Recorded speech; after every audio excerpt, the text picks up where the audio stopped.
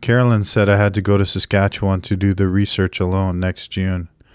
I didn't want to. I was afraid to be with my mom and her kin all by myself. I didn't really know her or them. My brothers and I were raised in Toronto by my paternal grandparents after Dad robbed some stores and disappeared in 1979. I remember being angry at my parents for abandoning us. It burned within me, and by 24, drove me onto the streets a homeless addict, in and out of jail. Sobriety and rehab led me to university, and historical research was my savior. It gave me the strength to stay sober, and that's where I met Professor Dr. Carolyn Podruchny.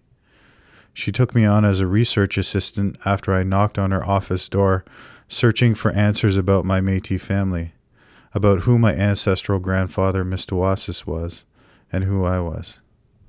On the first research trip to Saskatchewan, Carolyn and I tried to go to Mistawasis Reservation, but the road was washed out by heavy June rains. I felt disappointed, but we still found a lot of information that showed me that my ancestors fought at Batoche, and from then on passed on their pain to their descendants. I thought, maybe that's why my parents let us boys go.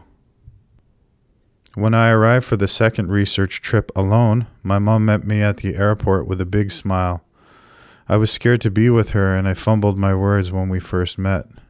But that June, as me and her drove all over Saskatchewan researching and talking to Métis Cree elders, we got to know one another.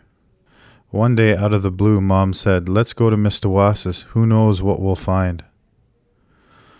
When we got there, we asked some old ladies if they could help us find Chief Mistawasis. They told us to wait near the band office, and at 1 o'clock, Elder Ed Ledoux would come. We waited, and as predicted, he appeared. Ed said that he knew who we were and that he knew we were coming.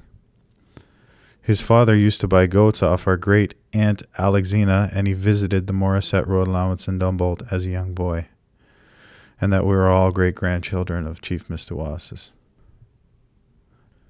Ed then took us up to the old Presbyterian church on the hilltop. "Mistawasis is here," he said. "He used to be Catholic, but he loved to sing, so he made the switch to this church." We all laughed at the thought. Before we reached the grave, Ed paused, stomped his heel twice, said something in Cree, and put tobacco down.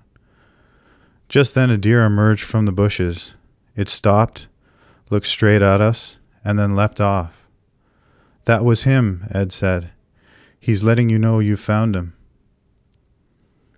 Just then I looked into my mother's eyes, and I realized that in my quest to find Mistawasis, I had found something much more.